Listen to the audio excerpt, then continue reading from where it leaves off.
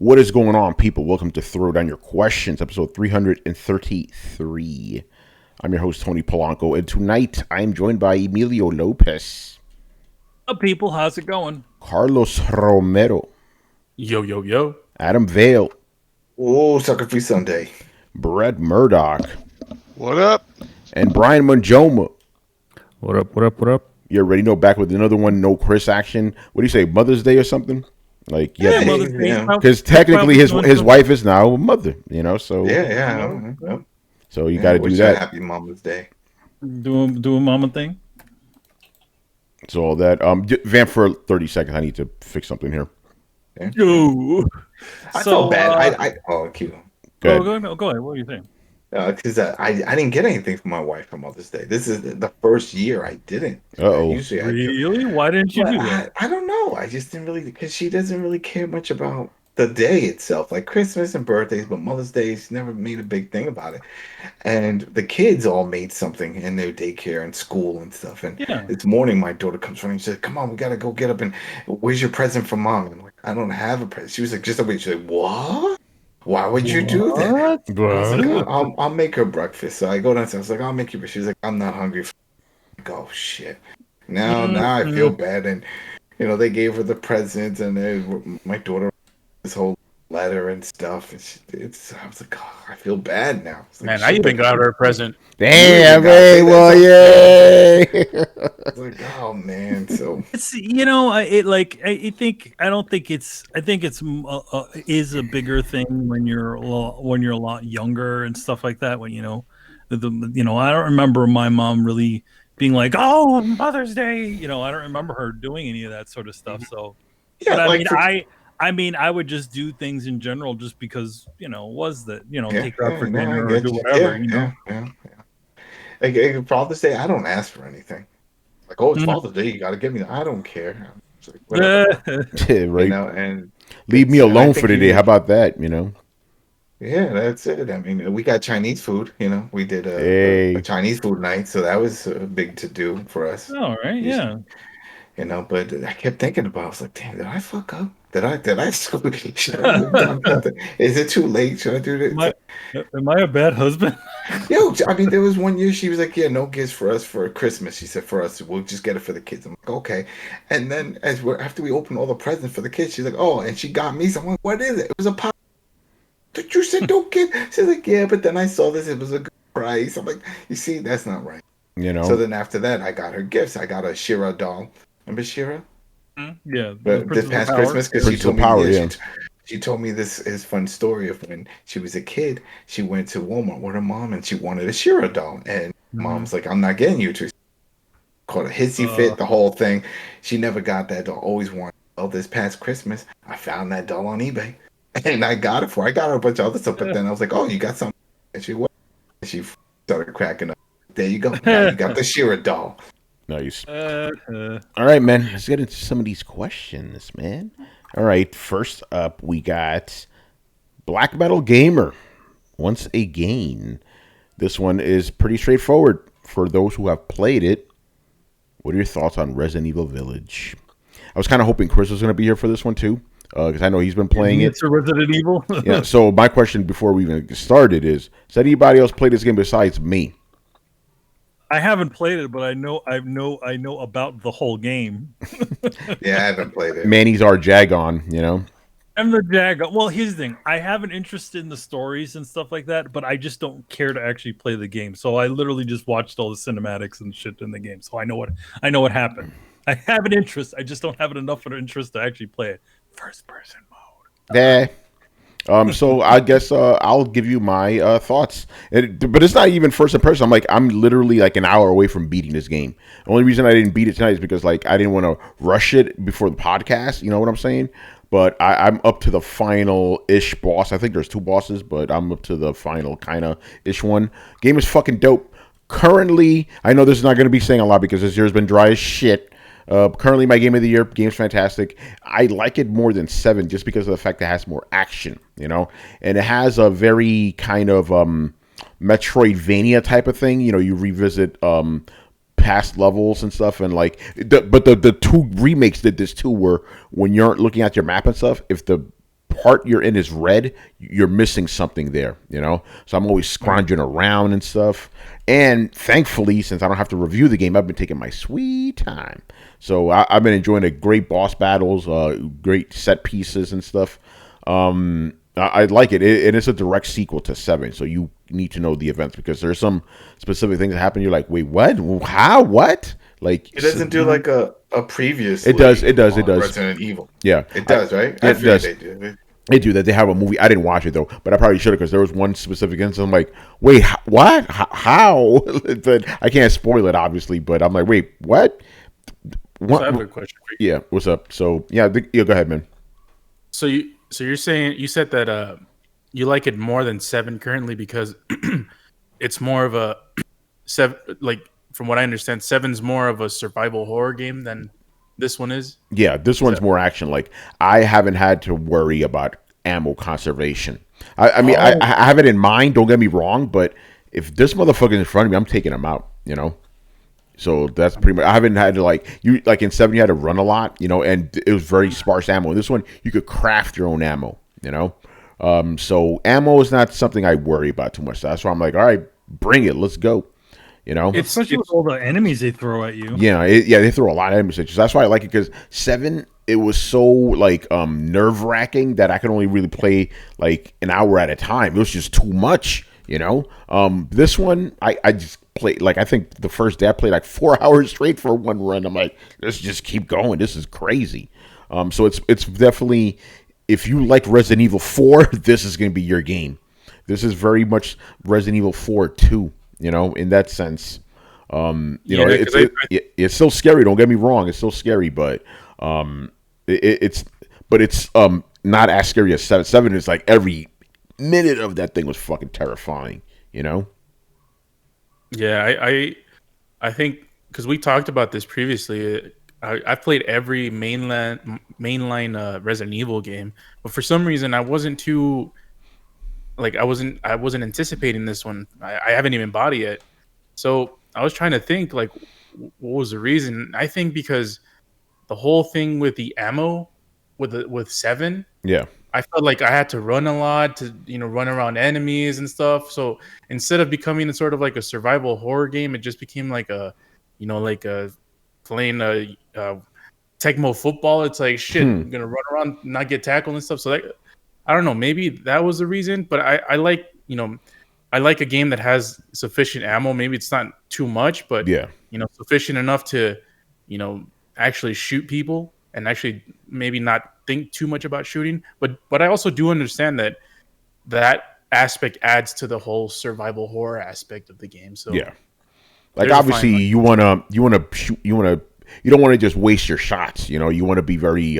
careful with them, but you don't have to worry about that because that was a problem with 7 too. It's like I can't just go ham. I have to really be conservationist about it. I'm like, just let me kill these motherfuckers. You know? Yeah, there's even like stupid enemies that you face, and it's like I'm gonna try to figure out a way to kill this without using a gun. Yeah, because I don't want to waste the ammo on this person. Yeah, no, so it you takes don't have to worry longer about to that. get through it. Yeah. Although there are instances, and I'm pretty sure you've done this in Resident Evil games where like the heavy shit, you're like, let me save that for a boss, and then you're thankful as fuck when you have those heavy weapons, you know. Especially when one guy, go ahead. I'm saving this for Mr. X, man. All right, yeah. I might not even kill you. I'm just gonna run around you, save this, you know, these shotgun shells for Mr. X, and call it a day. That's it. Again, I can't say too much because of spoilers, but yeah, I've played 8 hours basically. You know, great fucking game, man. How long is the game? It's about 9 hours. 9 hours. I know. You know, that's a general thing I'm seeing online. It's about 9 hours. You know, which is perfect. You know, and also there's Resident Evil, so it encourages New Game Plus and all that shit. You know, and I definitely want to go back in there with my beast weapons now. You know. Because it's like Resident Evil 4, you can upgrade your weapon stuff, and when you come back, it's the same weapons, and you can upgrade them even more. A lot of Easter eggs. The only complaint I have right now, and I let this one slide in the demo because I'm like, okay, maybe it was just the PS4 version. There are some janky fucking textures in some places, and I'm playing the PS5 version. There's this one specific spot. is this not a spoiler? Where it's snow and there's like green ooze on top of it, and the textures look disgusting. Not in a good way either.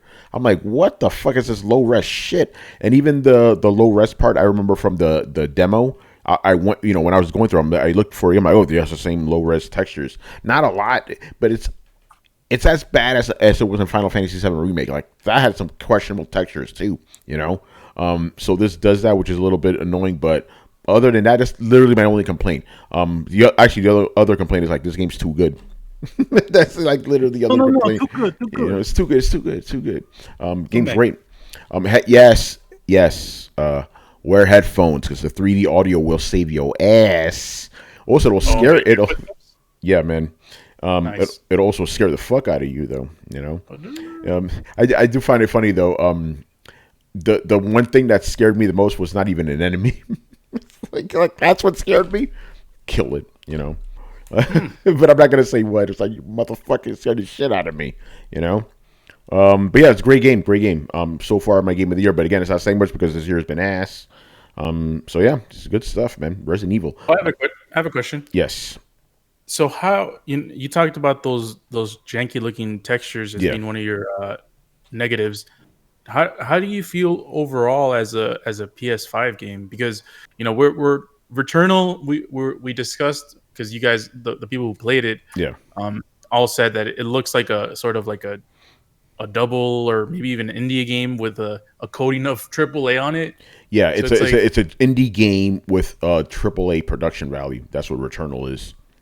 So how does Resident Evil Village feel like? It feels like a AAA PS4 game. A AAA PS4. Oh, interesting. Yeah, you could tell. They do some haptic feedback shit with the triggers and stuff. Like each gun kind of feels different, not wildly different, but like sometimes, like for example, the shotgun. If you try to shoot it again immediately, it'll lock up on you. Because just to emphasize that you can't just spam it or whatever. So that's kind of interesting. A lot of the guns do that, but like the shotgun, you shoot it and you're like, you click it again and nothing happens. Like you actually feel it, lock up on you, but you could do an upgrade and it'll minimize that, but that happens and there's the locking on. As a matter of fact, it was kind of funny, coming off of Returnal playing this, I'm pressing the L2 just halfway down to aim. And it was kind of messing up. Like, no, Tony, you can hold it down all the way like you normally do, It's not going to initiate an alternate fire. But yeah, the game's legit. The crafting is not too bad. It doesn't get into it. It's very straightforward, simple. And it's all done through the menus. You don't have to go to like a crafting station or any of that bullshit, Yeah, like in Last of Us and stuff like that. That's the only place that you can kind of craft guns. Yeah, I mean, like if to upgrade your guns, you have to go to this big fat dude. He'll upgrade your guns for you. But like crafting on the fly, you could craft healing, herbs or whatever, and ammo. Craft that all on the spot, And again, very straightforward because me, I like my shit simple. I don't want to be fucking around all this crafting and stuff. Like, oh, what if I combine this? Like, items go with each other. You can't like there's no like free range customization, you know what I'm saying? So which is good because I'm like, I don't want to think about this stuff. It's like, let me just pick up the shit, put it together, and let me go, So yeah, great game. It's a lot of fun, man. And based off of reactions on Twitter, people are digging it, So it's good stuff. Good. So yeah, Resident Evil Village. What's up, Tony? The ultimate question. Oh, is this game worth $70? Oh, is that going to be the question for every game now? It has to. We're in the transition phase. Yeah, absolutely. This is Resident Evil, man. Nice. This is Resident Evil. But the thing is, it's probably not worth $70 if you're not a Resident Evil fan. But if you are, and if you just like action games in general, you're good to go. Yeah, I guess we have to answer that all the time now. So we're $70. That shit is crazy. Is there a debate in the chat? As to the price of this game? Oh no. Dad versus said that he thought it was 60. PlayStation. Somebody else is saying. Someone's saying it's 70. No. Well, I guess maybe they're confusing it with the PS4 version. Maybe the PS4 version is 60. The PS4 version is 60. Yeah. It's the PS. I got the game for review, so I don't know what the price is on PS5. So you guys have to tell me. I'm gonna turn on my PS5 to check. By the way, I could tell people that I skilled that shit though, because one of my editors hit me up. It's like, hey Tony, can you do a beginner's tips and tricks guide and shit for Resident Evil? I'm like, I could do that. So I was like, oh, I don't have to buy this game. So I hit up Capcom, like, yo, can you send me a code? I'm doing this guide. Send me the code. You know, one of the perks of being a game journalist, which is cool. But me personally, I was ready to buy it anyway because this is Resident Evil, man. You know, Resident Evil games, they always hit that spot. You know, the good Resident Evils, not the bad ones. You know, because Resident Evil 6. You don't want to play. You don't want to play that dead aim. Nah, I'm good. Deluxe is $70. Now let me ask you guys in the chat: is the deluxe version the PS5 version? I honestly don't know the price. I honestly do not know. But I guess we could come back to that. Just look on the PlayStation Store listing. Yeah, you guys will look it up. I want to go to the next question. All right, this one is also from Black Metal Gamer. This one's an interesting question, which we can answer very easily. He goes, and let me finish this one because I know somebody's going to try to jump in to correct them. Could the RE engine open doors to more new FPS games for Capcom, or should they bring back old IPs like Dark Watch and Dino Crisis? RE engine is not an FPS engine. Like, yeah, Devil May Cry 5 is on it. Monster Hunter Rise is on it. So it's not an FPS engine, you know. So it's just their studio engine. That's all it is now. Yeah, that's the Capcom studio engine now, you know. Well, actually, the game is it's on PS5 is actually $59.99. Yeah, $60. All right. It's on Amazon. It's $59.99. So yeah. What is this game called? Resident Evil. Village. Village. Yeah. Okay. Wait. Okay. So just to clarify, so it's $60 on PS5. Yeah, I just checked. It's okay. $60 for standard edition. Deluxe is $70. Okay. Yeah. Okay. Okay. So the $70 question is not valid then, I guess. Yeah, not relevant to this one. Right. Yep. Not relevant. You know. By the way, I still don't know if that's going to become a standard. Some people are like not liking it too much now that they actually have to pay $70. You know. Yeah, because I mean, Returnal for sure was $70, right? Yeah, 100% was $70. You know. Yeah. So third party, it might be, it might not be. So we'll see. We'll see. All right, we don't really have to go into the other Black Metal question. It's like, yeah, it's not an FPS engine. You know, they've already used it for other games. They used it for an action game and an RPG. So yeah, that's that. Moving on to the next question. Ooh, this one is kind of related to what we talked about on the Thursday show. Mob hits. Should Halo be given to another developer if Halo Infinite flops? Should another studio help and reboot the franchise? They have to move it on. Got to do something with it, or just kill it. There you go. RoboCop world. 22 minutes. Gotta have something. No, I agree. If this game flops, give it to another studio because two games back, it should have been handed to another studio. The fact that they even get so many tries is amazing. But here's the thing, though. They shouldn't just be like, okay, Halo Infinite flop, let's give it to someone right away. Give this game time to breathe. Like, give it 5-10 years. Shit, maybe even 15 years. Give it a generation or something, maybe. But you see, we won't know if it flopped because it's on Game Pass. So they'll just say, oh, look, whatever X amount of millions of people have Game Pass. You have to judge it by different metric, yeah. Yeah, so they're going to put a spin on it, and we won't really know. Yeah, but Microsoft will know. I mean, I guess we're assuming, like, if we're Microsoft and we know it flops, but think about it. We know. If we're Microsoft, we'll never kill Halo. They can never do that. No, they're not, but I think it would be good to give it to another studio. Oh, yeah. If it flops, but that's a great point. What would constitute it as flopping? Because obviously back in the regular days, it didn't sell as many copies at flop. But now, Game Pass is a little bit different situation, you know? Mm-hmm. Yeah, I think it's a combination of sales and engagement on Game Pass. Like, Microsoft has numbers for all of the games that they release on Game Pass. Gears 5, all the newish games that come out day and date on Game Pass. So they should. I mean, if Halo Infinite doesn't do Gears 5 numbers, then it's definitely not good. Did they have it trending? I don't remember if they still had it on the app, like a little trending section, basically showing what people are downloading and playing on there. But I never trust those things. I feel like everyone's lying. When I see sites like buying. I'm like, that's bullshit. No one's buying this damn She-Ra doll. No. You know, that's the same thing with this. I think it's. I don't really buy into it, but I'm sure that there's got to be some way that they can push it in the front to show people, like, yeah, you know, people are playing this. You should be playing it too.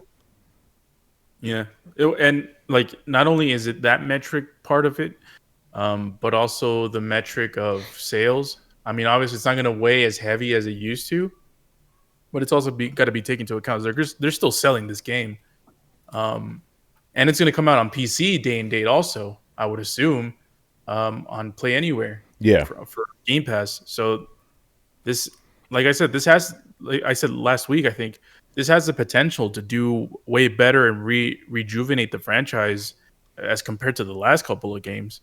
But yeah, I mean, if it flops, just put it on ice for a while and let some of the internal development studios like grow and get good. That's a bad phrasing, but wasn't it already on ice? Like, when was the last? Halo was never on ice. It's because Halo's always in development. They just they take their time. It's never like, oh, every year we got to release a Halo game. It's like every 3 or 4 years. 3 or 4 years. So and that sucks if they put that much time into a game and then it comes out in form. It's like shit. And that's one of the bad things with Halo. It's not like no one has franchise fatigue because they release this game every year. You know, people are getting fatigued because they're not innovating. They're not making experiences that are even close to the ones that they did with Bungie. And it all feels the same. Everything, the world, the environment, the enemies, the interaction, the weapons, more the same. That works for a sequel, but when you're like this far in, what's this, Halo 6 when it comes up? Yeah, Halo 6, it's time to change it up. Well, that's what I've been saying. Like, they need a God of War 2018 style reboot where basically you redo the franchise, but you still keep what came before. You know, you don't get rid of that. The franchise needs it badly because it's just the same shit all over again. You know, imagine 10 years from now, this Halo Infinite flops. You know, hopefully it doesn't, but let's just say Halo Infinite flops. 343 moves on to do avatars or something like that, and Halo 7 or whatever the new Halo game is going to be. What if Bethesda takes it over? Hey, they could do something like that. It's possible. It's possible. Give that shit to the Doom team. Yo. Yeah, give it to Id. Give it to Id. Forget about it, man. Dude, we could see Master Chief as DLC in the next Doom. I could destroy my timeline like I did earlier this week, man. I could be like, give Halo to Id.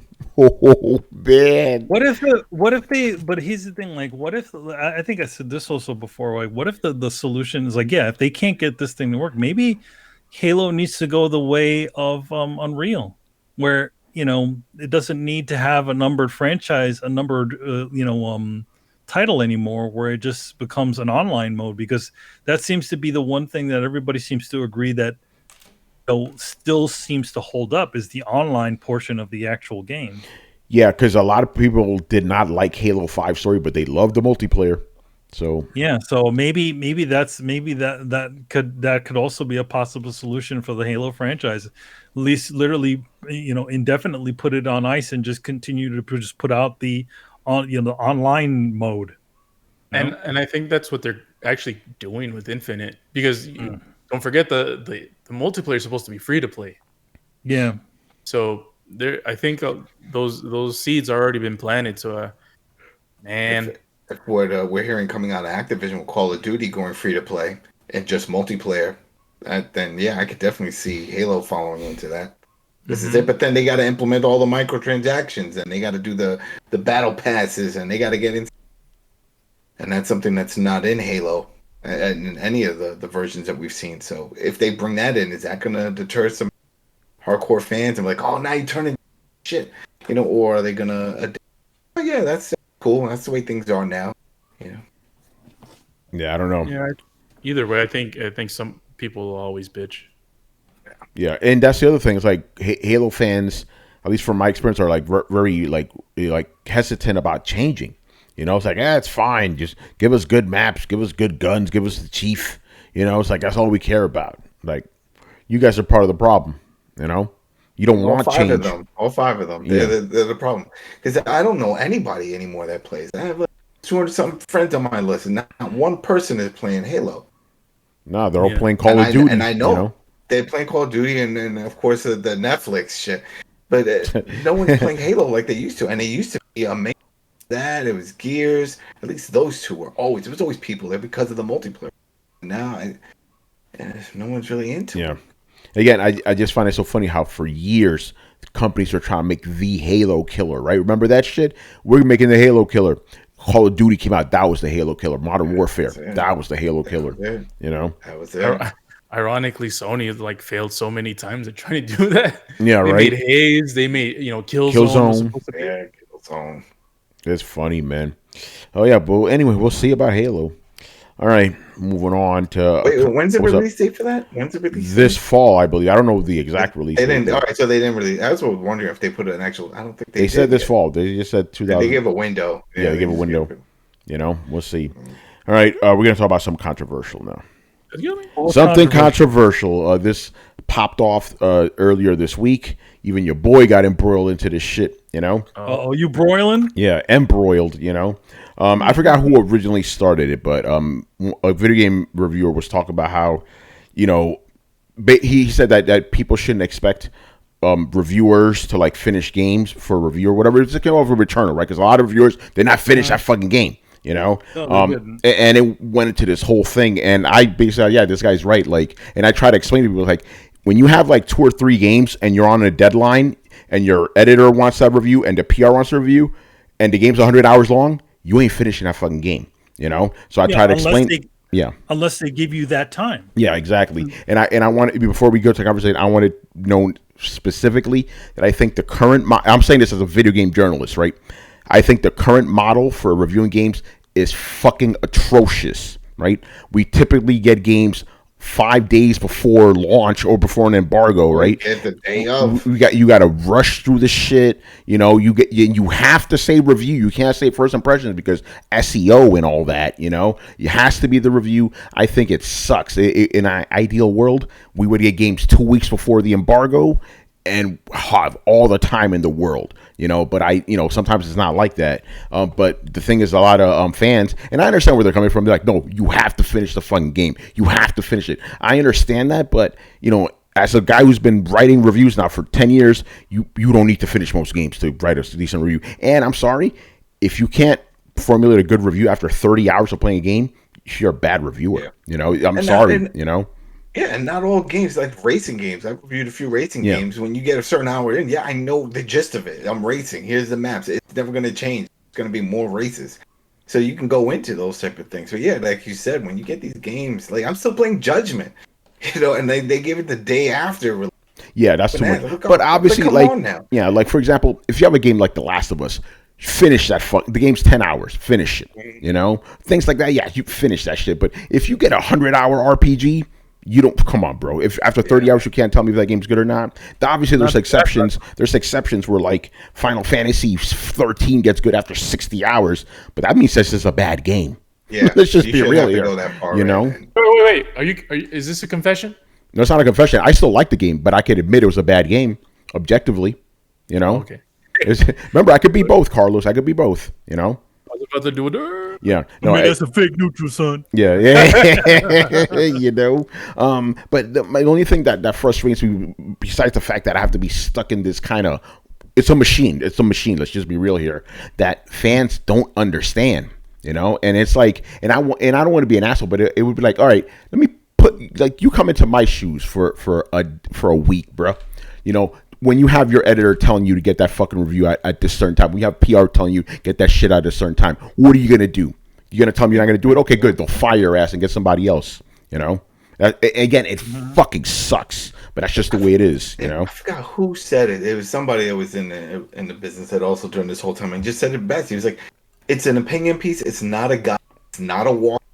It's not gonna cover every little nick and cranny and aspect." Like, about this one part in chapter 11 is like, like no one's reviewing that. I mean, there are guys that do that on YouTube, but that's exhausting. I'm saying this just personally. To me, if you're like, for example, if you're doing a video review, a video review should not be longer than 5 fucking minutes. That's all you need. But you have guys out there, and here's an hour review. I'm like, an hour? What the fuck? Yeah, Who needs that shit? You know? And here's the thing. And I learned this from the fucking blog, right? When I started reviewing games on the blog that we guys had, I was just like, I only need to play 5 hours of games mostly. I'm like, the rest is just for the fuck of it. You know, because most games, they once they hit a specific loop, they keep going and going and going. But obviously, if it's a narrative-driven game, you need to finish that shit for obvious reasons, you know?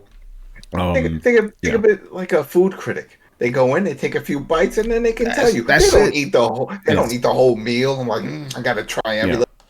Take a few bites and get it. Like, all right, I got an idea. Yeah, you're right about it. And the other thing, Carlos, I'll let you go next. Like the analogy going, imagine a movie reviewer only watches 15 minutes. Like, dude, a 2-hour movie is different than a 100-hour game. That's a big difference, dude. You know, you can watch like 50 movies in that amount of time. You know, go ahead, Carlos. Yeah, I think it always depends on the game. You can Monster Hunter. You don't need to play that game for the 200 hours. No, you don't. You know. To say it's a freaking amazing game. Yeah, I'm not gonna be like, an hour 50 bezel, guys. I'm not gonna say shit like that. Who cares, you know? Or even the game like the Division. The Division, you gotta play 20, 30 hours. You'll know what the game is after that. Yeah. But there's the game like The Last of Us. There is a game like Resident Evil Village. Yeah. Those games lend themselves to be able to complete, to actually get the whole experience of the game, like what they're intending. For the Division, for Monster Hunter, it's all about the loop.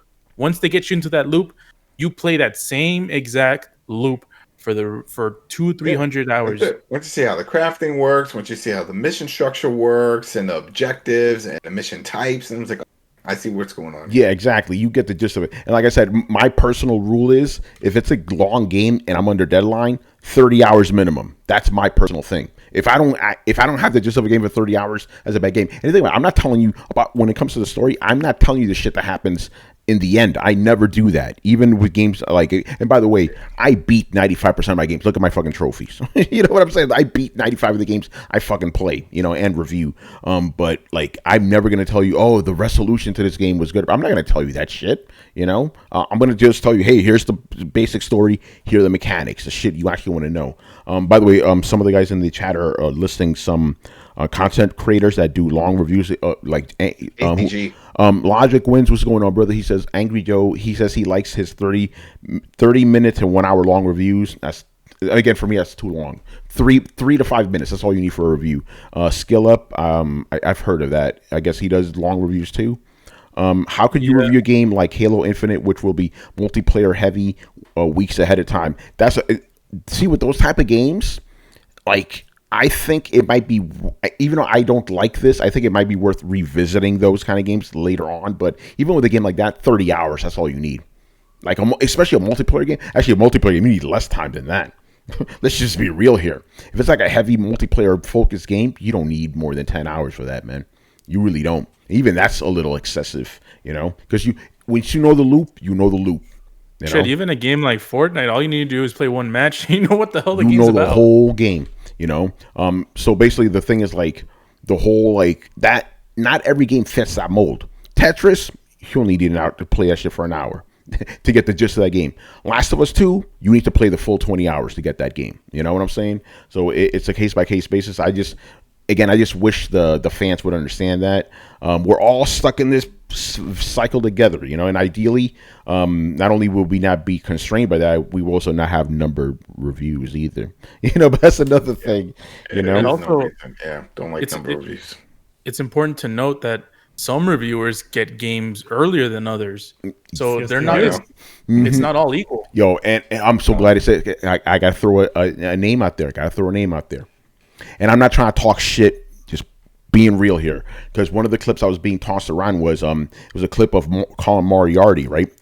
He was saying that he thinks it's bullshit. He's like, you game journalists are being fucking lazy. Finish your fucking games. And he was like, I always finish my games. And if I couldn't, I wrote my thesis on. I'm like, Colin, you work for IGN and you were Colin Moriarty. You got games earlier than everybody else, bruh.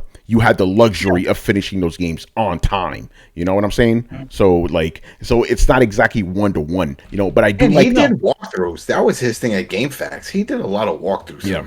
But I do like his things like if I can't beat the game, I'm gonna kind of make the review or thesis around it. That's kind of cool. But again, sometimes your editors don't care about that. Get the fucking review out.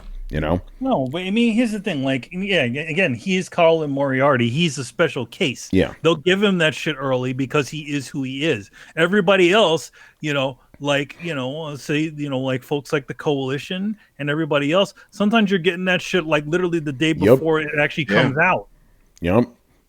But I will say this though. So this thing we got brought up, and I'm being mad open about it. If I get a game code from your company a day before launch, you're gonna get that review when I'm done with it. I'm like, if you didn't bother to get me that shit early, I'm not gonna bother you. I'm not gonna bother to rush through that fucking review.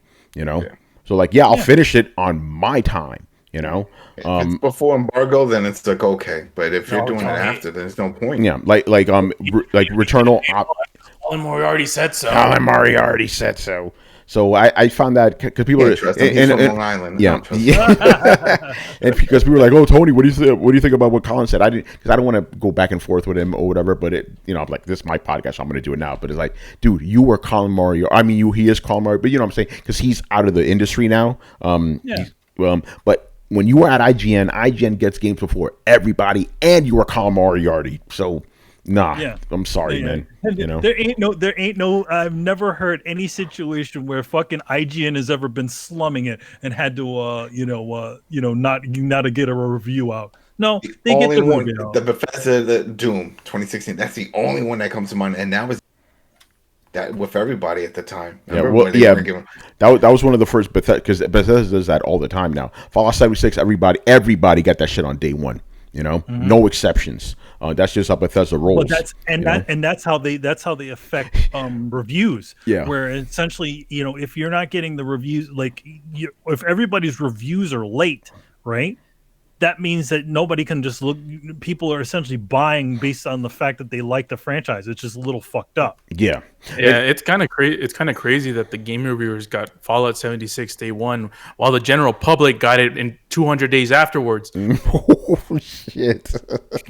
Well, because here's the thing: they knew that that's also the telltale sign. Whenever you get a review copy late, it shows that the company doesn't have a lot of faith, or there's something seriously wrong with it. Listen, I'm saying all this as a professional. It is very manipulative when companies do that shit because they know what they want. They know if they get you that review copy late, you're not going to have enough time to get that review out on launch day, so the fans will just buy it off of faith.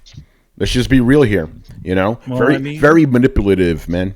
What was it? Was that NBA Live one a few years back? Or maybe now it's even further back, but I remember it was a big deal. It's coming out with. Logic Win says who determines when a game review is late? The embargo is the date, man. That's the date. If it gets after embargo, then it's late.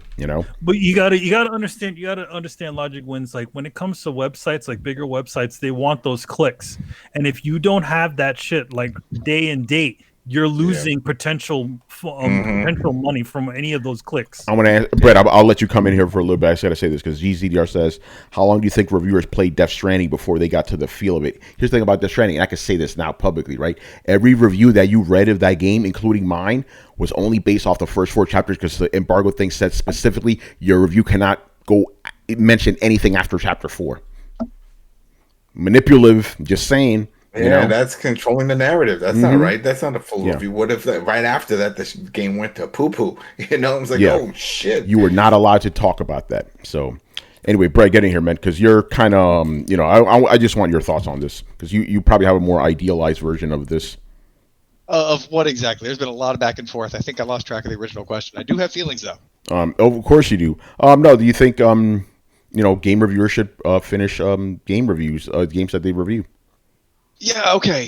So I have mixed feelings about this. I have seen game reviews. I've seen the layouts and the packages they send you, and the bad news is you guys are being manipulated way more than you think. As Tony touched on, a lot of times they tell you what you can say, what pictures you can use, what parts of the game you're allowed to talk about, what parts of the game you're not allowed to talk about.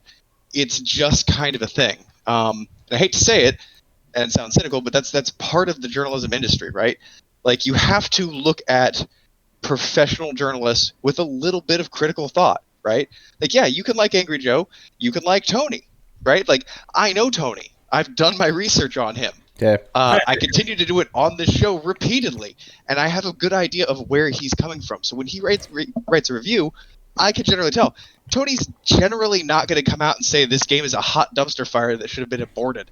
He's not going to do that. He will, however, tell you his frank opinions about what's wrong with the game. And you have to kind of infer from that a lot of his feelings, because he does try to be objective. So, like, there are certain lines you can cross and certain lines you can't cross. And that only changes if you're some sort of kind of gamer shock jock who's just allowed to tell it like it is. Like, yeah, that guy would be great. That guy would also never get any video games and never have a fucking review for you by embargo. Colin Moriarty nowadays just saying. Yep. Yeah. You know. Yeah. You see how that works? So you got to dance with the devil a little bit if you want to join, honestly, any industry. It's very naive to think that this shit doesn't go on literally everywhere there's more than 3 people. It happens in the tattoo industry. I'm sure it happens in the comic industry. Yeah. I think the one. Yeah, go ahead. I think the other thing about it is that it's a little bit more unique, especially when it comes to games reviews, is how beholden the game review industry is to the video game companies. No, in the movie industry, they don't give you half a movie and say you can only review the first half of the fucking movie. The only thing that they can do, and which they also get, the industry gets called out by, if you ever watched Siskel and Ebert before, they'll say like, yeah, we didn't get a preview screening, so we won't be reviewing this. Which usually means when they do those sorts of things, like they don't usually, the movie industry doesn't really do stuff like that. They usually just sort of like let the reviewers come through and say what they want, and not try to control the narrative. When there's something up when they try to do something like that, just like in the game industry. But it doesn't happen as often as it seems to happen within the game industry, where they're literally just saying, yeah, you can only do this. You can only show this picture. You can't say that there's glitches in the game. It'll be crazy shit. Yeah, like, because I've been to a bunch of movie screenings, right? They're usually about a week before the movie. I have never had an embargo for any of those. Ever.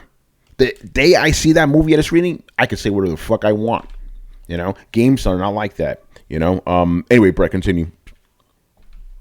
I mean, that was a lot of my point, is that unfortunately, games being such long-form media, people invest a lot of money in it, and people are very interested about where you go and what you do, because they don't have your eye the way a movie does. It's not necessarily as curated of an experience, but they want you to experience a very curated experience. I mean, I've seen it down to, and Tony, correct me if I'm wrong, but I've seen down, like, they're not telling you what to say, but they're encouraging certain key phrases in your review. Yeah, they are. Oh, by the way, and I think I've said this. I don't know if I said this on. I definitely told you guys off air, because every game comes with a review guide.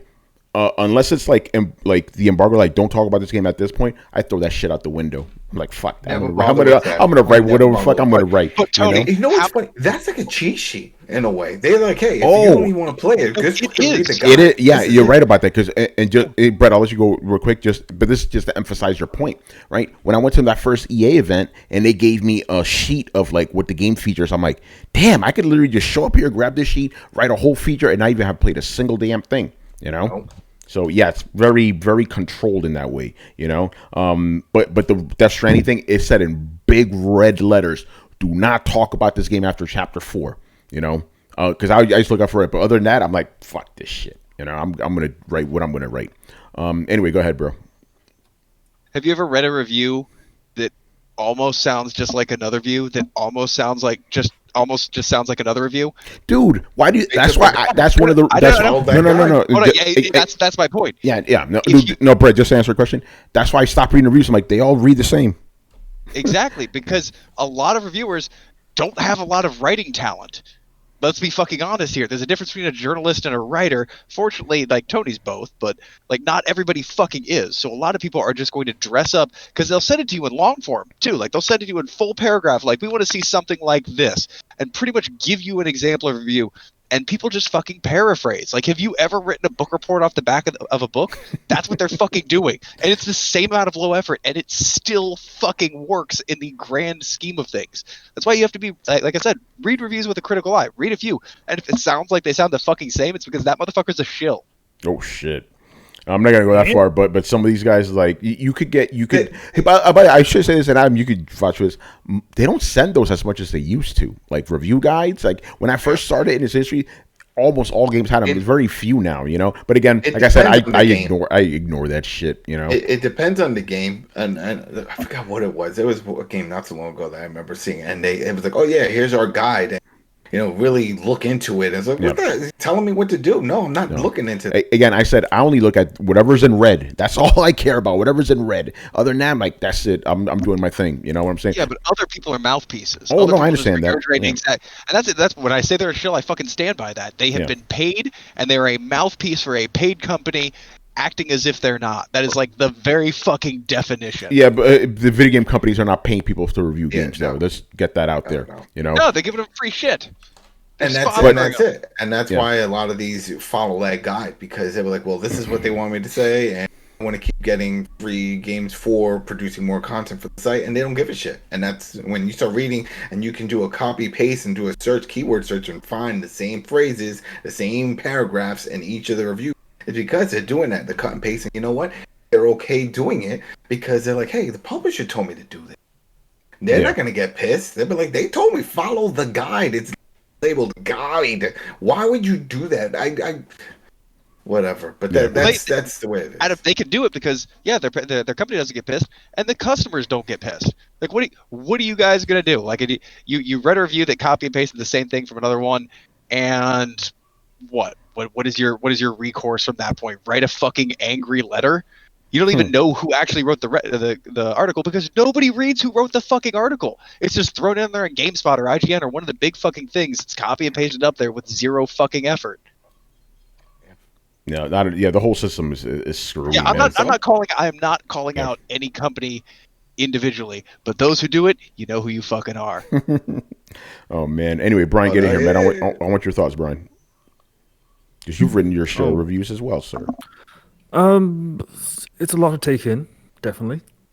I'd say I'm in the camp that there are some games that you can review without finishing, but then there are other games that you can't. So, again, as Tony said, it just depends on the game itself. I can understand the frustration with like being told that, hey, I didn't finish the game, but here's my thoughts on it. It's like, well, it's not the complete package. But then again, most of the time, unless the story changes wildly or it's very focused on the story, it doesn't really matter if they finish it, because you can play Monster Hunter for like 10 hours and that's the game. Like there isn't really much else to it after that. It's just that, hey, here's 100 hours extra off the same 10 hours you've been playing, which is fair enough. Again, that's not a bad thing. It's just the way the game is. But then there are other games where, hey, the story is all this stuff, and certain things happen, certain twists happen, the gameplay changes, like Nier Automata. Like the gameplay somehow goes, okay, we're now a top-down shooter, or we're now a bullet hell, you know? So with stuff like that, I can understand why you'd want people to complete the game. Yeah. So yeah, it just really depends. Yeah, it really does. I have a question. Oh, call us further then, Brett. This will be quick. Like even for like Nier Automata, it's like not only do you have to beat the game, you have to beat it 3 times to actually know what the hell's going on. Yeah, it's funny because like the second round is like a trick because it's mostly the same as the first, but then the sneaky thing is that the third part of the game is a totally different thing, totally different direction. Yeah, go ahead, Brett. I'm kind of wondering why we don't have the embargo dates almost written in the reviews, because I feel like, honestly, any sensible person, and I could be completely off track here because I still somehow give people too much credit, I feel like any responsible person, if they know that the embargo lifted, they know I received this game 42 hours before the release of this, they're going to take into context that you've only gotten so far in the game. I mean, it's physically impossible to play a week of a game if you only get it 2 days ahead of time. It's you can't do it. You mean that the review should have the date you received the copy? Yeah. Okay, because like the embargo date is when it goes live. Like that's when reviews go live. Sorry, I misworded that. Yeah. They should all come clearly labeled with when you've received the copy and how long you've been able to play it. Yeah. Here's the thing, though. I would love to do that myself, but the game company specifically would not want you to do that shit. You know? They don't want you to, yeah. And then let's say there's a negative review on him, like you just like, yo, if it was up to me, I'd put the date I got the review and how many hours I put into the thing. But game companies are not going to be happy with that, you know. And see, well, here's a point. I'm going to go off on a bit of a tangent. You brought up Fallout 76 before and how it took 2 years to be released. I'm not going to argue with that fact. That was clearly the redheaded fucking stepchild they only turned back and fixed because everybody got so pissed. But that's my point here. Is gamers have more of a voice in their industry than anything else. If we want to change the way reviews are done, if we want to be able to actually give reviewers the time to be able to complete it, we need to be basically let our voice be heard. And we need to be talking to the big sites and saying, you know, you need to be pestering them for this, but we also need to be pestering the fucking game companies. Like, if a company comes out with, if they send out the game on day one, that should be a thing gamers know, and gamers can get pissed about it, and gamers can start identifying the fucking companies that do that. I mean, we already have a pretty good idea when you don't get a review copy day one, that's a bad idea. But what about for all the people that aren't anywhere near a journalism circle, who haven't figured that out in casual passing? I don't know. I just feel like gamers have changed a whole lot of shit in the industry, and this should be one of the things that we're calling for, but it's strangely just missed. Because everybody I know is pissed about it, but nobody I know wants to change it. Yeah. I think that the publishers really don't give a shit. They just want their game out there and they want talking about it. They don't care if it's the day of, the week after. They just want you talking about it. So that's just how it is on their end. That's not a big to-do. They don't like, oh, damn, we didn't get everybody the copy embargo. Oh, no, we failed. They don't give a shit. You know, they're like, oh, okay, we'll send it to you day of or next week, whatever. If they really care, you get it early, like the IGN and those. But well, could maybe that be an avenue that people start just actively mentioning? I received this game with plenty of time, like, you know, they shine it on the positive, and they just don't say anything when they don't send it to you a day fucking early. Yeah, but the problem is if you start doing that, some companies will not be happy you do that. Understand? Yeah. They don't want to be outed on. I know nobody wants to dive on that grenade, so I completely understand it. But goddamn, do we need that? Yeah, and again, man, ideally, I would personally list when I got the review copy, how much time I put into the game. I would love to do that shit, but the companies are not going to be happy doing that. Or when the companies start canceling their shit after, like I remember with the Cyberpunk. Yeah, they told us, oh, don't worry, you're definitely getting codes, and then like 2 days before, no codes for you. Sorry. I'm not going to name a company, but this one company, they gave me a very specific embargo date, ready to go, and then they changed it at the last minute, so I had to compensate for that. Me and my editor were fucking livid, you know. But again, they're the ultimate holders of these things, so we can't think about it because people are blaming the game journalists and stuff because we're the guys who bring you the fire, you know, from Mount Olympus, but the gods are fucking us over too.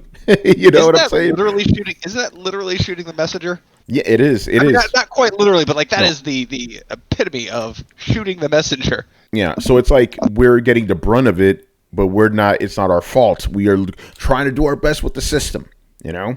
But no, I think I've seen. I don't know if it was IGN. It was some big site where it was 2 or 3 games that I remember them getting, and they didn't get a long enough time, and they were like, "Oh, this is just our first impressions." Yeah. They were using that title. Oh, first impressions. We'll get a review. I'm pretty sure it was IGN. Yeah, they do that. Like they're called review in progress.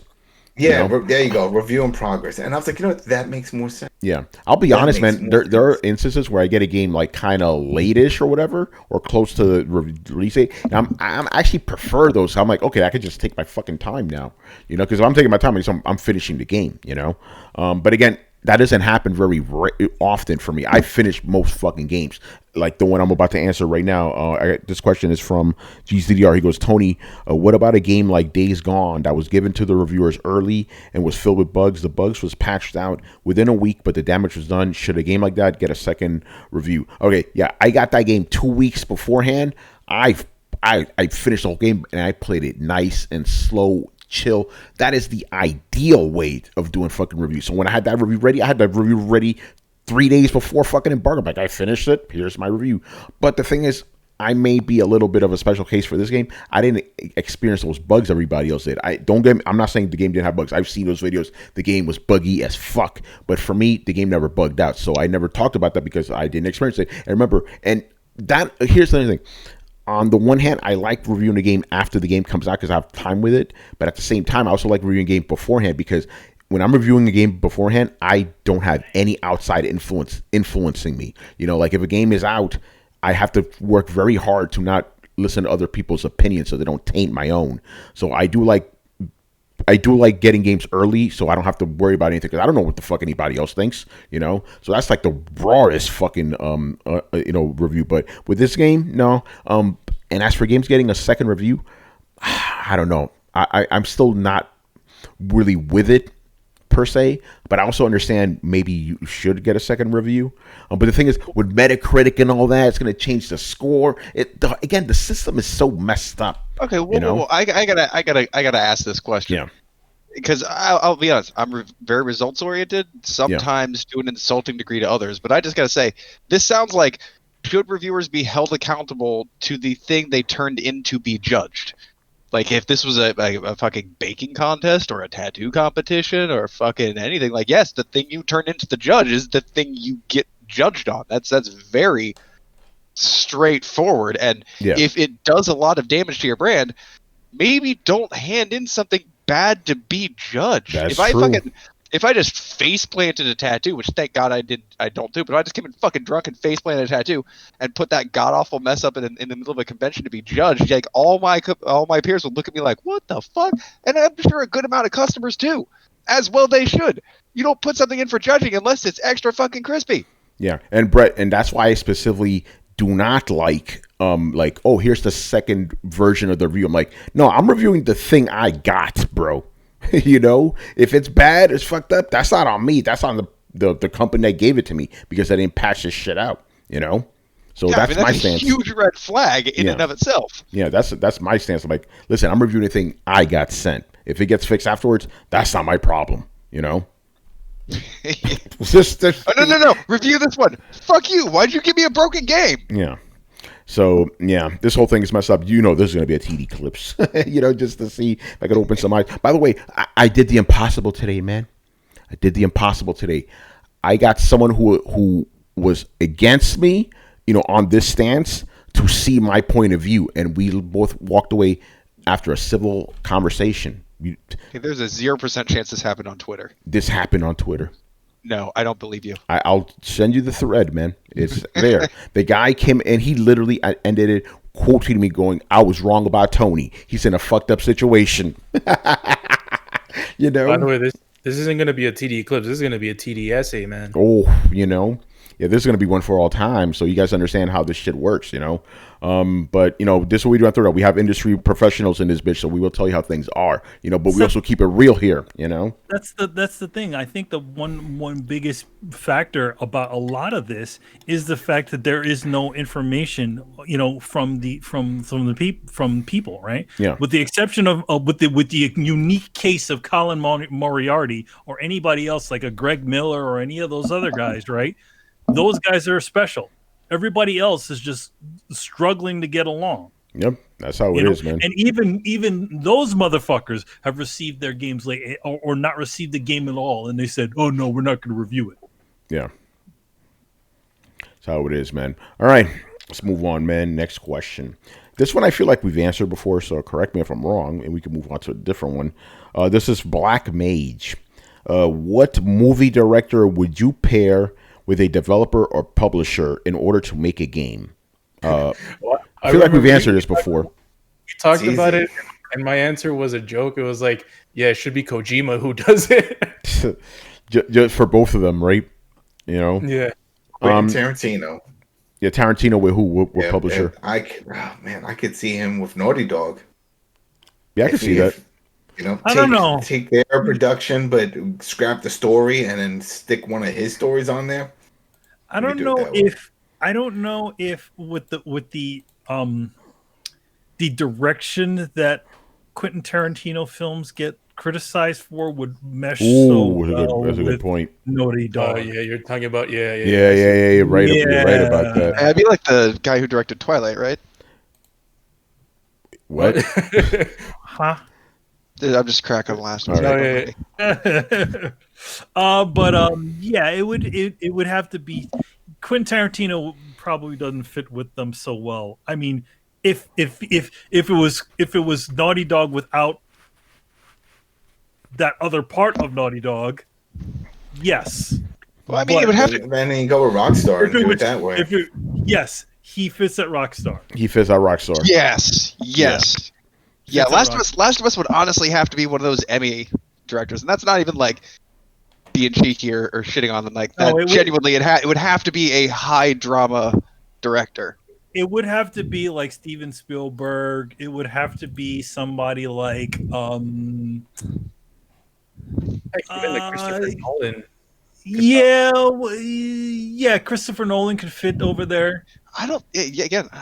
Really? Like, I feel like this would be like a fucking high drama, like fucking some Notebook shit. Carlos, who made Moonlight? What's his name? Yeah, I know. Yeah, Barry Jenkins. That guy would be a good he Last could of Us. fit at Naughty Dog. But again, yeah, what franchise? What director would direct what franchise? No, not that. The question was, what movie? Let me read the whole question. What movie director would you pair with a developer or publisher in order to make a game? What would that game be, and would it be a hit? Oh, okay, I can answer this. Yeah, Naughty Dog with literally anybody who's won an Emmy in the last year. Make it a high drama, intersocial, interpersonal story backdrop by some oppressing worldview, and yes, it'll make millions. So just to clarify, I don't know if you're being ironic, but an Emmy is the TV stuff. Are you talking about TV or movie? Oh, I'm talking about Oscar. My bad. You can tell how much I care about this shit. Well, Don't worry, Brett. I don't know either, man. I don't know either. It's funny. It's funny because it could be an Emmy, because it's like yo man, you're not good enough for no Academy Award. You get an Emmy. And by the way, Quentin Tarantino has won an Academy Award. Just yes. Yeah. By the way, the example Black Mage gave is M. Night Shyamalan and Kojima. I was actually thinking that. Great minds. Oh man. Well, I mean, I would think David Lynch and Kojima. That would work too. Yeah. I got one. I got one. James Cameron and Ubisoft. Oh wait, that happened. It wasn't that good. No, man. Yo, Tony, you had it, man. You had it. You should have said James Cameron and the people doing Star Citizen. Oh, nice. That's a good one. No, that's too clever for me, man. That's a good one. Because they both ain't giving you the shit they promise you. Oh yeah, they give you shit, man. All right, so thank you for giving me my answer, Carlos. James Cameron and fucking whoever making Star Citizen. There's those grifters, Oh yeah. Oh, I got one. Yeah. What's it called? Oh no, never mind. That doesn't make sense. Because I'm thinking Christopher Nolan's my favorite director right now. So I'm trying to put him into a studio that I think would be perfect. I think you can do Naughty Dog because Naughty Dog, especially with the Uncharted games, they have like great set pieces, and I feel like he does that. Like Christopher Nolan does it, like Tenet, The Dark Knight. Like he has great set pieces, like that kind of stuff. And Inception as well. I got one. You know what? This one is for Chris. This is Chris's answer. Guillermo del Toro and From Software. Tell me that shit would be crazy. Yeah, Guillermo do all the characters and shit. Yeah, crazy ass fuckers. Hell yeah. That'll be pretty good. Yeah. How about I want Guillermo del Toro to direct a Del Toro. Capcom game. Oh what? Guillermo del Toro. There you go. Did I say it weird or something? You said Del Toro. Oh, I fucking trip on my own tongue sometimes. You're good. You're good. Yeah, you know what I'm saying. Yeah, you're good. You're good. I was just joshing. I want to do a horror action game with Capcom. It could be anywhere between Resident Evil and Monster Hunter. I like. That'll be good. That's a good one, Brett. Brian, I wanted to be clever. What happened? I wanted to be clever, but it doesn't make sense. I was just gonna say, Hayao Miyazaki with From Software Miyazaki. They do. But the Miyazakis. That would be weird. But yeah, they don't really fit. Hayao Miyazaki would probably like have some sort of creative difference with Miyazaki from software, because it'll be like these interactive games are garbage. Did you see, Manny? Did you see that clip of Miyazaki like making fun of the animators who they showed him a clip, and it's like of a deformed thing, and Miyazaki just shitted on all of them, and it's on camera. Didn't he say anime was a mistake or something? Or was Yeah, that he said something. Yeah, he did something Yeah. like that. Yo, by the way, the image Big I got words. the image I got in my head when you have the two Miyazakis is that Spider-Man meme, two Spider-Mans pointing at each other. You know, Brian, get in here. Oh, that's a good question. Again, like all the good ones have been taken, so it's really difficult, like, to think outside the box. All right, what director would be perfect for Platinum Games? Michael Bay, I guess. No, just stupid Michael Bay is just more like explosion. Like, you want someone who does good at the John Wick guy. Ooh, John Wick. There you go. John Yeah, Wick. John Wick guy. Yeah. There you go. Good Or one. John Wick lady. Or Yeah. whatever. No, get a I don't know Chinese who it director. is. Like, Which one? I don't know who directed Heavenly Sword. The game. Heavenly Sword, the Yeah. game? Yeah, you want some slow mo cinematography. Oh, well, that's Ninja Theory. They did Heavenly Sword. No, the movie. There's a movie that they made. Oh, I didn't know that. I thought you It were was about the actually video a game. fairly decent adaptation. Yeah, honestly, I don't know a bunch of Chinese directors either, but Chinese movies are always fucking visually crazy. Yeah. That works. Corey Ewing, man, Corey Ewing, the director of The Transporter and a bunch of other really good Hong Kong action films. He also directed Dead or Alive, by the way. What's the one that directed Hulk? Remember that one? Ang Lee. Lee. Ang Lee. He did Crouching Tiger, right? That was Yeah, him. he did Crouching Tiger. Yeah. Life of Pi, he also did. The Joy Luck Club, wasn't that him too? He did Brokeback Mountain too, by the way. Oh, He's done a interesting. lot of. He's diverse in his. Yeah, that's filmography. diversity. There you go. All right. Did we? I think we. Oh, I didn't Go answer. ahead, I May. want to say I'm gonna say an easy one: Guillermo del Toro and Hideo Kojima. There you go. Making a horror game. You make it a horror game. I don't know. Maybe not Silent Hill. Call it TP that. maybe. Work on a story-based Mario Kart. Both of them. You know what they could do? You know, it's funny what they could do with that. They could if they work together, they could call the next game PT. They could just call it PT. They could just call the next game PT and then just have the whatever it means, like Yeah. not playable teaser, but something Yeah. else. Post traumatic. I don't know. Yeah, post traumatic. Part time. Part time. Good stuff. Phantom Time. Phantom Time. Was that the name of it? Just that it was a playable trailer? Playable It had trailer, no- yeah. Playable It had teaser. no That's game? what it's called. Yeah. Yeah. So it had no game. It had no It was supposed to be Silent Hills, but yeah. All right, let's move on to the next question. This one is who also from Black Mage. Okay, growing up, what were some house rules that you had when it came to gaming? For example, guests had to use the third-party janky Mad Catz controller, or if you were caught screen watching, you had to sit out a round or two or get punched. Oh, I thought you see. I thought what the beginning of this was house rules as far as your parents went. No, he's talking about like rules between gamers. Like we had some. Remember, Manny? Like don't get wait. What's up? Go ahead, Brett. Go ahead. He says you have to use the janky third-party Mad Catz controller. That is definitely, if you come to my house, these are the rules of gaming that you follow. Yeah, that's the house rules. But no, like Manny, remember when we used to play fighting games? We had certain rules like don't keep a guy in the corner for no cornering, no throwing, shit like that. Not too many combos, shit like that. So yeah, we had some house rules for fighting games. Mostly those were made for evil Chris. They were That's made for all him. The shit that's all the shit he would do. He would corner you, he'd throw the shit out of you. Yeah, we made it for him. Also, don't use the fucking programmable controller. Yeah, you're right. Now that I think about it, all those rules we made up were for him because he would always They're all try to for fucking him. cheat. But the other one was like, if you lost the round, you got to give up to the next guy, and basically you would just keep on. But I think like if you won 2 in a row, you still had to give it up anyway. Because instead of just having the same guy again for evil Chris. Yeah, because he'd whip everybody's ass and just continue to whip everybody's ass. So. Yeah, so like after he wins like 2 or 3 rounds, it's like, all right, next guy, So those were some of our. It was just for fighting games. We didn't really play much else, together. No. Mostly fighting games. Adam, I mean, that was mostly for the fighting game rule, like the fighting game rules. but I don't think for No. anything else we had any sort of additional rules. I can't remember No. anything like But again, that's what we mostly played. We didn't really play too many other type of like we would play Smash TV or something, but you don't need rules for that. You just play Smash TV. You know. Adam, do you guys have any house rules?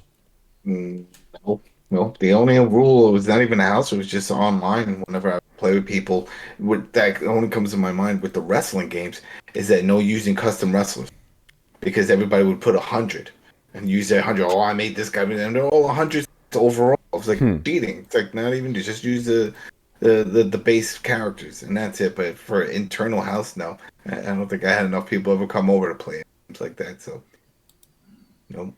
That's a sad Adam story. Yeah, right. well, Adam had a lot of friends. They just didn't come over all They didn't at come once. over. They didn't come over for the games. Yeah, we skated and. Whoa! Whoa! All right, Carlos, you have any? Did you guys have any house rules for gaming? Yeah.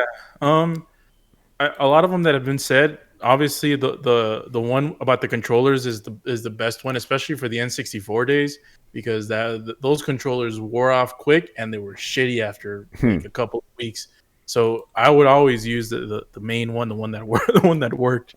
Yeah, the shitty Mad Cats is really relevant to me because I'll just let the person visiting use it because they're at the mercy of my house. In my house. And there sometimes we had like different rules for fighting games. Like for example, we used to play Marvel vs. Capcom 2, and one of our rules was don't use support. Oh, okay. We always felt like the base game was much better played like just with the singular characters and to just include all the other dudes like coming and supporting you. So we used to always do that. Obviously, if you lose, you have to give up the controller. But if you win, you keep going. Yeah, you could be the best player. You'll play forever. Cool. Yeah, I think that's pretty much it. Yeah, Brett, house rules. Oh yeah, man, I had a ton. Well, like I played a lot of not just fighting games. Like I played, and maybe I'm the weird one here, played a lot of single player games with friends. And the rules were kind of always the same, man. Like one life, one turn, and that's exempt, of course. You get a mulligan if you die in like the first 30 seconds, because that's fucking bullshit. That's great. Yep. Yeah, and so like one life, and then hand it off, and one life, and then hand it off. In multiplayer settings, I always saved it. Like I had a little bit of shitty controllers, but I always had at least 2 working. So that was never an issue. It was the rules on those were just like, no turbo buttons or anything like that. And then as it got over like N64 times and really started, party gaming, it was, you basically, you die, you lose, you're out, and you go to the back of the line. Winner can play forever. That's what they get for being the winner. But winner has to use the shittiest controller. And the most important rule of all, I'm player 1. Yes, that was one. Like whoever's house it was, that they were player 1. We always did that. Yeah, that was another one we had too. Manny, we didn't really play a lot of single player games. Like it was always understood. Like if I'm going to your house, you're playing a single player game. I'm just watching you play, and that's it. Yeah, I mean, it never really was. We never did a lot of single player stuff. Yeah. I mean, if anything, if everybody was over, usually you would just be switching over to the the fighting game. Thing. Yeah, to a fighting game. I mean, when the only time I ever did switch off was with Adam. So when Adam would come over to my place or I'd go to his place, we sort of take turns on the game. Like if we're playing like a game like Metal Gear, right? One guy would be on the map, like looking through the map, being like, okay, this is over here, this is over there, and then once you've died, then the other guy takes over and you take the map, and then you look at over the strategy guide or whatever. Remember, every game that we played it not just for fun. We played to finish them. That was it. Like I remember Sherlock Holmes, damn game, and we would always just play those to finish. Like, all right, we got to finish.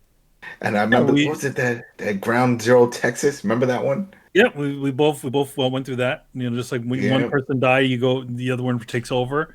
And yeah, we called up the friggin' Sega line a shitload of times for like Yeah, what we missions, You stuff know. like that. But yeah, but we used to whenever I'd come over or he'd go over there, like we sort of switch off and then try to beat the game. Like we've both finished off Resident Evil 2 and 3 that way. Fun fact, the last time I did that with somebody, going back, was for Days Gone. My nephew was staying with me that week, right? So I would play a few hours and then give him the control, let him play a few hours. Because I'm still in the room with him. I'm still seeing what he's doing, you know? And obviously, again, after 30 hours, I already knew what to play, how the game was I was going to do my review. So I'm like, all right, let's finish this fucking game. So between us, we finished that shit in like 5 days, you know? We just kept taking turns. Like every 3 hours, we would switch it around, you know? And it worked, you know? But yeah, we used to do kind of like that. It's like, all right, I played enough of this game, Manny. Here, you can play now. And I'm watching you, and then you just get it back. But yeah, mostly it was fighting games just because everybody could participate. You know, and we can still do that now, just virtual through the. Yeah, that is true. Dude, that's how we played fighting games. Yeah. Like, yeah, you do versus stuff, great. You play in Soul Calibur, you get a tag team of like 2 people. Not only do you have to learn to play every character that way, because you have to learn to play all your friends' characters, and so you know the defenses against them. But that's how you fucking unlock everything. Yeah. Especially you get 2 22-year-olds with a bag of weed and a fifth of whiskey. Soul Calibur is getting beaten. That's just how it is. Yeah. Also, the other thing we used to do in fighting games, we wouldn't use our main character as much. We would purposely try not to use our main character. We would try to use our secondary character the most and stuff. And every single time we would play, it would have to be a different character. We never play with the same character once, twice. Always keep it rotating and make sure we go. Rotating. Yeah, and make sure we go through the whole roster. Like never use the same guy twice. You know, unless your friend beat you and then got smug about it. And you had to pull. This isn't even my final. Yeah. That's when you got to pull out the big guy. Like when Evil Chris used to start messing me up, I'm like, all right, I said, Akuma time. You know. Again, why do you think I got this fucking tattoo? Like, there's a reason for that. I'm like, all right, Akuma, let's fucking go. For those listening, by Akuma tattoo. Yeah, what Tony just showed off his tattoo. It's actually the Akuma symbol. You know, the eternal like. Yeah, you can see that kind of. Yeah. It's hidden behind your microphone. Yeah, there you go. Microphone. There you go. Yeah, there you go. Yeah. So when Evil Chris would get annoying, I'll be like, all right, Akuma time. You know, gotta bring out the big gun. You know. Anyway, Brian, house rules for gaming. Mostly the same that you guys have said. Like, whoever's house it was, they got the player one controller. You take turns. In terms of fighting games, we never really had any rules for fighting games. We just kind of said, okay, you just play. You know, like you can play your best character, you can play your weakest character, you can sandbag it if you want it, or whatever. You know, like you just play. Yeah. So just hearing Tony saying, "Oh, like no throws, no too many combos," it's like, why not? You know, like if you lose, you lose. You know. Again, remember, it's a very special case for us because the one guy that was constantly doing that shit was not making it fun for any of us, so we had to limit him on that shit. You know. Because it was just not fun. And again, the other thing with him, we had to make sure it's like, all right, you don't select your characters. You got to always go to random. You know. So I have something to say about that. Okay. I think it's a universal term that we all use, and I don't know if everyone says it, or maybe it's just Hispanics, or maybe what's it called, minorities. But it's like, yo, man, that's some fucking cheese shit right there. Yeah, it was mad cheesy. Yeah, he was mad fucking cheesy. You know, like when someone would do that, like we would always call them out. It's like they would always do a fucking move. Yep. Like all the fucking time that would always work. Cheesy. That is the operative word. Cheesy as fuck. You know. Yeah. Just corner you in the corner and just keep. Yeah, and this is why I hate playing guys online, because they are super fucking cheesy. They punch you into the air to keep you up there and just combo and shit, do the same fucking move over and over. I'm like, this isn't even fun, dude. How is it fun? It's not even fun for me to do the same fucking move over and over again. How is it fun for you to do that? You know. Like, vary it up, man. If you can literally beat down though. Like, because that's when you're just like, you want cheese? I'll give you fucking cheese. Here's some cheese. How you like that? Huh? Yeah. Huh? Yeah, he wants some cheese. Yeah, it's when you just like fucking just beating them into a corner. You're like, I could be just as cheesy. Because if I'm better than you and you have to resort to cheese, my cheese is more powerful, asshole. I will show you what the fuck is up. You know? Yeah, when you Also- get angry at somebody, you let that cheese out. You let that shit out. I'm throwing you the whole fucking time, keeping you in that corner. Let's fucking go. You know? Yeah, and they're like, sorry, we'll do that again. But like, yeah, like the biggest thing I remember from those gaming days is yelling out, "I just want to try a move," and then the person just starts going, "No." Yeah, that's right. I want to try my move. No, you ain't doing it. You're trying to do a raging demon and you hear the motherfucker go and stop grabbing you and shit. Yeah. By the way, when we talked about programmable controllers, that motherfucker had a programmable controller, and he had that shit. Yeah, and he would be like, "Hey, I paid for it. I'm allowed to use it."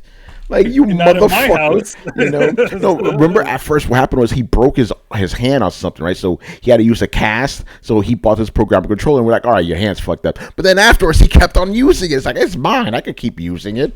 You know, it's like, yeah, that's your controller, but it's my fucking console, bro. You know? But I remember when Capcom introduced the Street Fighter 4, the training mode, and I felt like that was an answer. He said, "It's like, let me just try to Try to move. Yeah. Go try it to your heart's content in this training room here." You know? Oh man! All right, that was fun. Let's move on to the next question. Neil, this is actually a little bit of a follow up to something we talked about on Thursday. Because remember, we talked about like how the system we bought the most was the 360. Fucking buying 4 of them and shit. So this question is from Dubeke. Aside from the obvious answer, the 360. Which other console have you bought the most versions of? Either replacements, upgrades, or special editions? Go ahead. Go ahead, count the handhelds because you can count handhelds. Yeah, I have 1, 2, 3, 5 3DSs, Nintendo 3DSs, but that was because I was modding them all. Yeah. So I got the regular one, I got the 3DS, and then I got the newer version. I forgot what it's called. I think it was just new. Yeah, the new one, the smaller one. They changed it up, but it didn't have the. And I got one for myself, and then son, and then I got Pokemon, my daughter.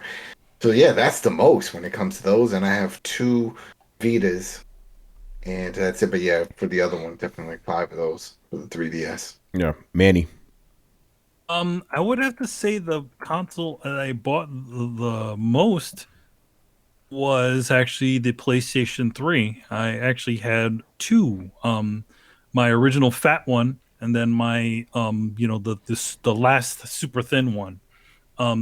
By the it's funny when I started having bad issues around the time with my PlayStation 3 around the time the PlayStation 4 got announced. Literally on the day of the PlayStation 4 announcement, I was actually yeah, they zapped it. They sent the bullet through like cable, right? Exactly. So yeah, my PlayStation went dead, and on the day of the announcement of the PlayStation 4, I was actually at X Cubicle in New York getting my PlayStation reflowed.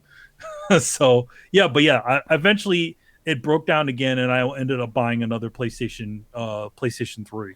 So yeah, and then the other thing, that's the one that I bought the most, and the other thing I bought, I guess I had more of, was the PlayStation Portable, because I did buy one initially, then I sold it to Tony, and then I bought the special edition Metal Gear one. Yeah. I've never bought a console more than twice. So I'll just name those. I bought the PS3 twice, bought the PS4 twice. I bought 2 3DSs. I got 2 Sega Saturns, and I believe that's it. So I've never had to buy consoles more than 2 times. So yeah, that's me. Carlos, besides the 360, any other consoles?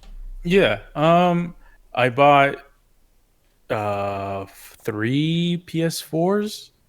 I bought 3 Xbox Ones. So I got with the PS4, I got the PS4 regular, and 2 PS4 Pros. And for the Xbox One, I got the fat Xbox One, the Xbox One S, and the X. The PlayStation Portable I got twice. I got the PSP Fat, and I got the PSP 3000. Oh shit! And I think I got 2 3DSs. I got the 3DS regular and the 3DS XL. Yeah. Game Boy. I don't know if Game Boy Color and Game Boy, regular Game Boy count. Yeah, they're different. They're different consoles. They're different. Okay. Also, 3D. No, not 3DS. Game Boy Advance and Game Boy Advance SP. Yeah. I got that. So I got 2 of those, and I think that's it in terms of multiples. All right. Yeah. Brett. Is this strictly about multiples or what we've invested most into the system? Multiples. I mean, yeah. Besides the 360. I mean, I bought 2 PlayStations. Yeah, I mean that's about all I could think of. Yeah. I mean, I haven't had to. I mean, so the question is, how many consoles have we had to replace? Yeah, or not replace. Like, how many consoles have you? Like, what console did you buy the most? Either through replacements, special editions, whatever. Well, I can Brett, tell you the have- console that I bought the most into was the fucking Tower of Power. Not bought into. Like, when you bought multiples of. Like, how many Genesis did you own? How many Super Nintendos did you own? Or have you bought? You know. I've never bought more than 2 systems. Okay, so it's pretty much a tie. Yeah, just for me, just like that too. Yo, Carlos, how many PlayStation 5s did you buy though, bro? Oh yeah, that's a good point. I have 2. Yeah, see, there you go. Brian. I'm kind of the odd one out. I've never bought more than one system. Oh shit! Like everything like that I have is the same one that I had. PS2 still the same chunky PS2 one, not the slim or the super slim. Still the same one. PS3 still the slim. The PS4 same way. PS5 same way. So you I didn't guess I own the lucky. fat one, did you? the fat PS3. No, I was hearing problems that Yellow Light of Death. So I was like, nah, I'll wait. And plus, there was no games, so. You're back. You know, you're right. I had to buy a PlayStation 2 twice. I've bought every single PlayStation at least twice. So I'm looking at my PlayStation 5 right now. I'm pretty sure you're going to get replaced too, brother. You know? Brian You- said you out. he had one. I thought of the science teacher from Willy Wonka and the Chocolate Factory when they were talking about how many chocolate bars they had. Yeah. And it's like, how many did you open? One. One? You only had one. Oh shit! There we go. There's the fat. There's the fat. You see Carlos, right? Let me make the shit. Yeah, there Yo, we man, go. that thing's so so big it's taking up the fat. whole camera, man. Well, it's not fat. It's not taller than the PlayStation. Yeah. You saw that Spider-Man Five, font is it? though. You know. Yeah, it looks cute compared to our current PlayStation. Yeah. Right. Yeah. Yeah. Fucking. My oldest niece came over. She hasn't been over in a while. She's like, "Holy shit, the PlayStation 5 is big." First thing she says. Oh man. I like the fact she's 18. I could curse around her now. You know. It's huge. Yeah, it's big. It's crazy. Big boy. I was like, "You got piercings? Who you fucking?" Like what is going on? You're supposed to be little, you know. And then she's like, "You want to know? Smell my fingers." Yeah, like, yeah. Oh, no. Like, you go that way? Hey, it's 2021. You do your thing. Would that be messed up? Like, if she told me she had a girlfriend, I'd be okay with it. If she told me you got a boyfriend, I was like, I feel overprotective. You know what I'm saying? Don't touch my niece, you dirty motherfucker. I get that. I think for me, it's a fear. Yeah, it's a fear of them getting knocked up. It's like, Yeah. listen, they can get knocked up. and I'll do beat this. your ass, bro. You know? Oh, man. Good times. Free Adam will come out. Yeah, right? You need the New York Adam. The New York Adam will show up. Hey, motherfucker, you better bring her back, right? You just walk back slow, like this. Oh, man. All right. Make sure the lights are dark when you come back when she comes back late. It's so it's like like the horror movie. Adam's gonna be clinking fucking bottles in his fingers and shit. Like the Warriors. Oh man! All right, let's move on. Moving on. Now I'm thinking of like they're going out on the thing, and all of a sudden it's already too late. You were like following them around. You just pop up in their back window. Oh man! Oh well, it's, damn. You know the Oh, model? man. Adam story. But Oh, here we it's go. not- We're in the middle of this You show. remember, Let's go. We won't say her name. There was a certain girl, and we went to go see The Exorcist. Remember?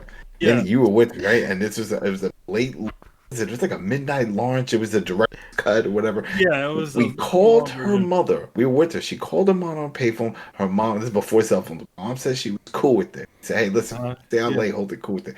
So we head back, and this is over in Staten Island. It was a long commute. So by the time we get back, it's I don't know, 1:32 in the morning.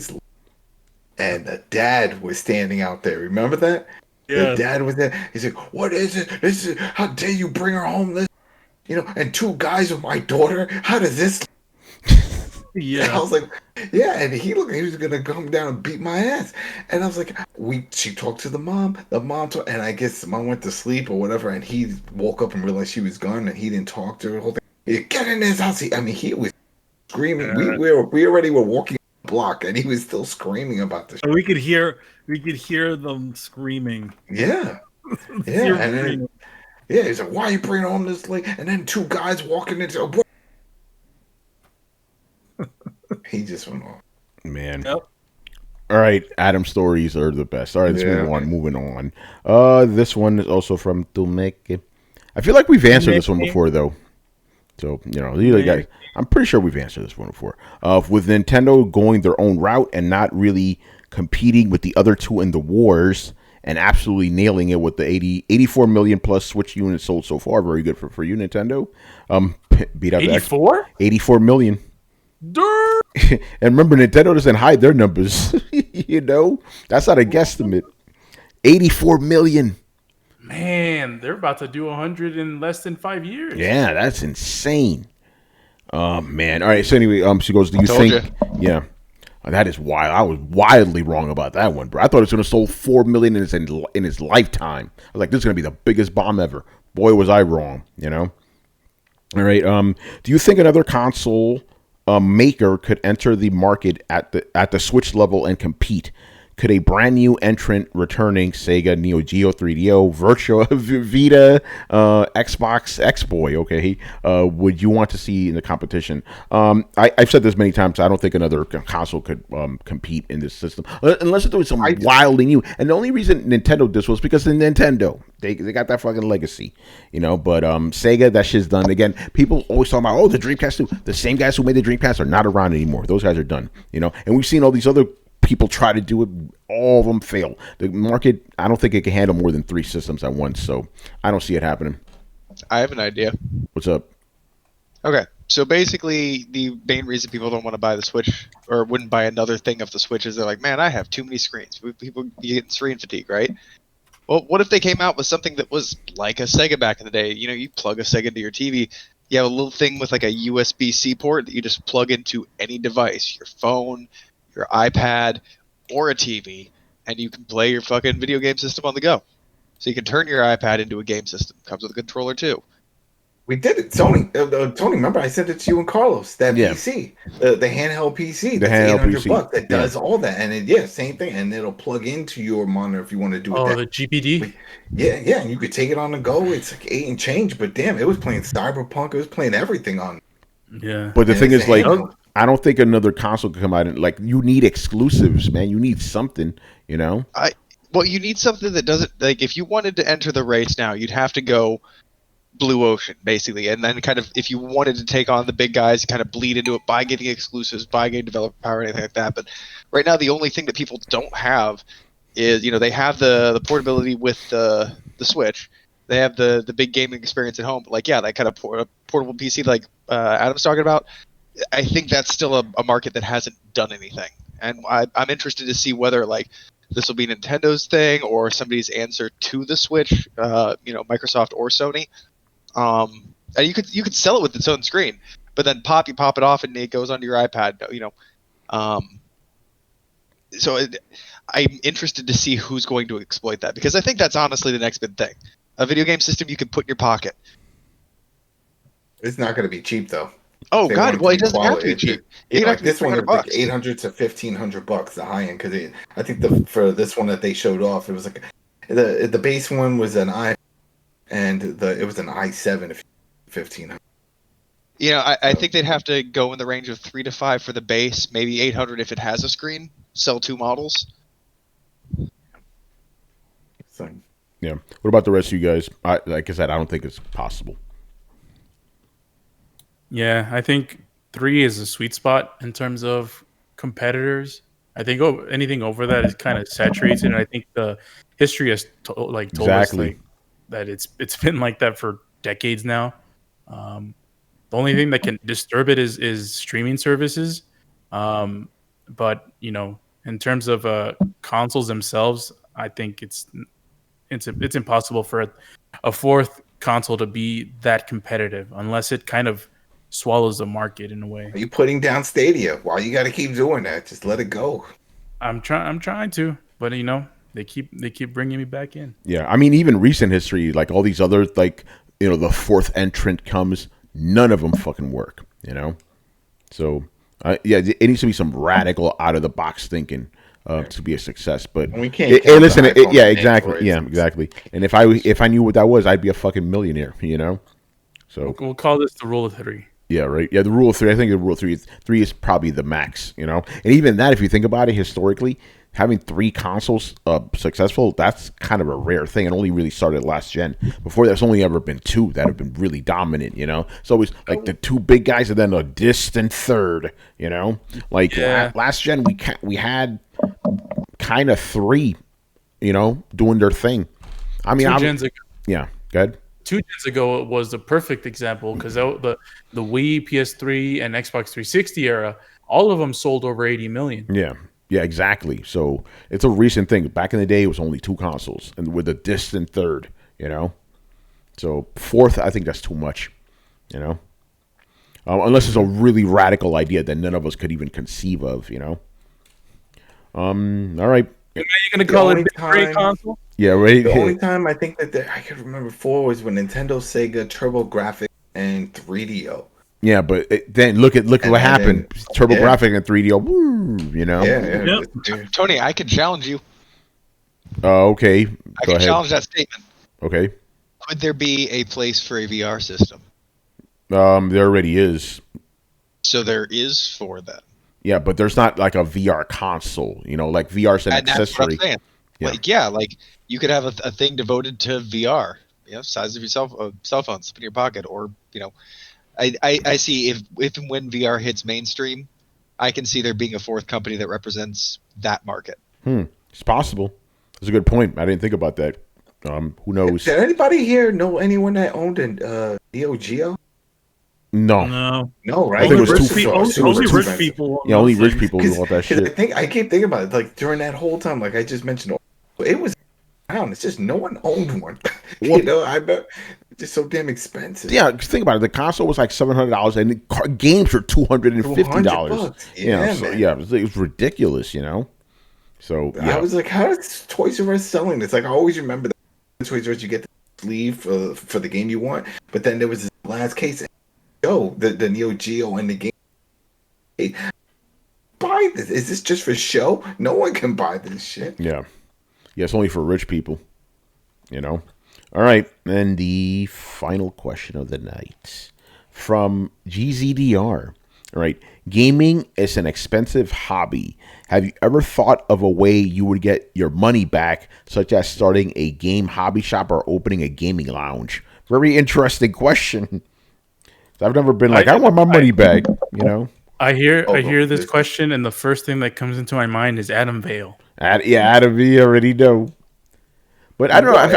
Have you guys ever thought like, man, I've spent so much money on gaming. I need a way for it to make me money. Not really. Never thought of not that. Not to do a lounge type of thing because those things never work. I mean, yeah, I've been to coffee shops that had a Wii bowling thing in the back. I remember doing that in Brooklyn. Oh yeah, coffee and you can play bowling, and it's like, all right, but to have a whole gaming shop like that, I mean, imagine if you had something now right before. Yeah. So I don't know. I never thought about that. I've never thought No, about never crossed my that mind. of making I- money. Yeah. Go ahead, Brett. I don't think it's that expensive. I mean, it costs money, sure. Don't get me wrong, but almost all hobbies end up being pretty fucking expensive at the end of the day. Wait, Yeah. wait.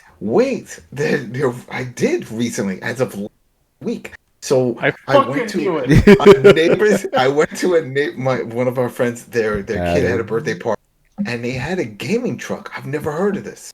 You ever heard of this? It's a gaming truck. It shows up and it's got like 5 big monitors. Oh yeah. PlayStation used to do that with PlayStation 3, I believe. They just drive it around, you know. So PlayStation 4. PlayStation 4. Excuse me. It was PlayStation 4. One Yeah. person drives the truck and there's another person does all the setup and the kids Yeah. the games and stuff. And I'm like, this is a great business. So I was talking to the dad about this. Man, what if we made this like in a carny way? We get this, but we do little tournaments. We have prizes. You know what I mean? Like Step Up playing Smash Brothers with his friends. Were you doing like a tournament thing? No, they weren't connected that way. We were just individually playing. I'm like, what's the fun in that? If you're gonna have it in a truck and you're gonna have all these together, so then that way you could do a little tournament or compete against each other.